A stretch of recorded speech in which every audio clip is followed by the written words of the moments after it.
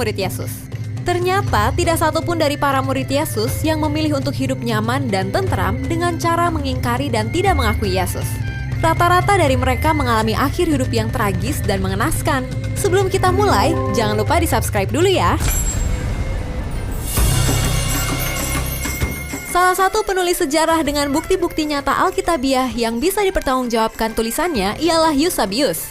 Pada tahun 325, ia pernah menulis buku yang berjudul Rasul dan Murid dari Juru Selamat telah menyebarkan dan mengkhotbahkan Injil ke seluruh dunia yang berisi tentang kisah hidup dan kematian murid-murid Yesus. Tulisan dari Eusebius telah ditelusuri dan diselidiki ulang oleh penulis sejarah gereja kondang, Mr. Schumacher, untuk membuktikan akan kebenaran dari tulisan tersebut. Berdasarkan tulisan itulah, kami ingin membagikan riwayat dan akhir hidup murid-murid Yesus melalui video ini. Yuk kita mulai dari murid yang pertama, yaitu Andreas. Andreas adalah saudara Simon Petrus. Arti nama Andreas dalam bahasa Yunani adalah jantan. Sangat menarik bahwa nama Andreas atau dalam bahasa Inggris Andrew berasal dari bahasa Yunani, bukan dari bahasa Arab. Andreas adalah murid pertama Tuhan Yesus. Sebelumnya, ia adalah murid Yohanes Pembaptis. Kepadanya Yohanes Pembaptis memperkenalkan Tuhan Yesus sebagai anak domba Allah. Kemudian ia mengikut Tuhan Yesus dan membawa Petrus saudaranya kepada Yesus. Setelah itu, bersama dengan Petrus ia dipanggil menjadi murid sepenuhnya. Andreas berasal dari Betsaida, daerah Galilea, namun selanjutnya tinggal bersama Petrus di Kapernaum sebagai penjala ikan. Seberapa dekat Andreas dengan Yesus? Dalam Injil dan kisah sinoptik, ke-12 rasul selalu terdaftar dalam 3 kelompok yang terdiri dari 4 orang. Yang pertama dari kelompok-kelompok ini menunjukkan mereka yang paling dekat dengan Yesus, mencakup 2 pasang saudara. Yang pertama, Petrus dan Andreas, putra-putra Yunus. Yang kedua adalah Yakobus dan Yohanes, putra-putra Zebedeus. Dengan demikian, Andreas adalah salah satu dari 4 murid yang paling dekat dengan Yesus. Apa yang diungkapkan Injil tentang Andreas? Tradisi Injil menyebutkan ada 3 peristiwa penting. Yang pertama adalah penggandaan roti di Galilea. Pada kesempatan itu, Andreas yang menunjukkan kepada Yesus kehadiran seorang anak laki-laki yang membawa 5 roti jelai dan 2 ikan, di mana Andreas meragukan kecukupannya untuk disajikan kepada ribuan orang saat itu. Peristiwa yang kedua adalah di Yerusalem. Ketika 4 sekawan, yaitu Andreas bersama dengan Petrus, Yakobus, dan Yohanes, bertanya kepada Yesus tentang kokohnya tembok bait suci Yerusalem yang tak mungkin dapat diruntuhkan dan akhir dari kesudahan zaman. Andreaslah yang berkata, "Beritahu kami kapan ini akan terjadi dan apa yang akan menjadi tanda ketika semua hal ini harus diselesaikan?" Ketiga, Andreas dengan nama Yunaninya berfungsi sebagai jembatan antara pengikut Yesus dari orang Yahudi dan bukan Yahudi, yaitu Yunani. Kisah ini dicatat dalam Injil Yohanes 12 ketika di Yerusalem sebelum masa sengsara Yesus tiba.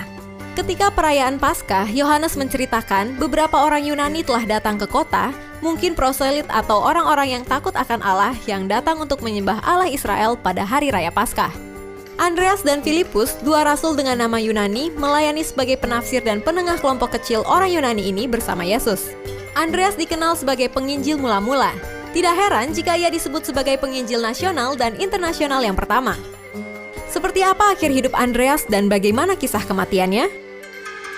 Menurut tradisi, Andreas menghabiskan tahun-tahun terakhir hidupnya di Skythia, bagian utara Laut Hitam.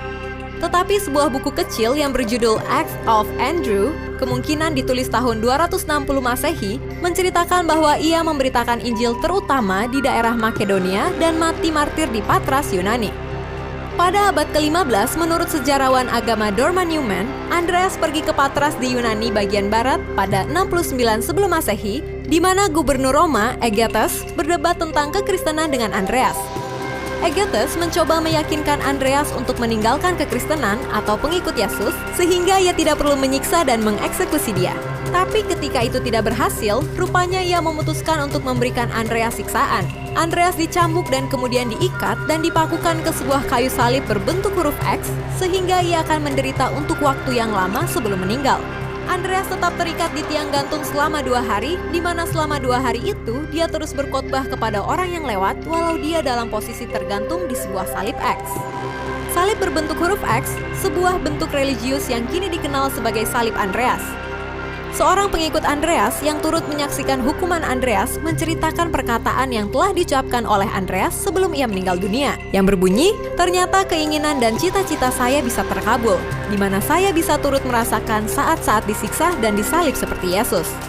Bahkan pada saat ia tergantung di kayu salib X dan sambil disiksa dengan cambukan, ia tiada henti-hentinya berkhotbah terus kepada orang-orang yang berada di situ 2 hari sebelum ajalnya tiba.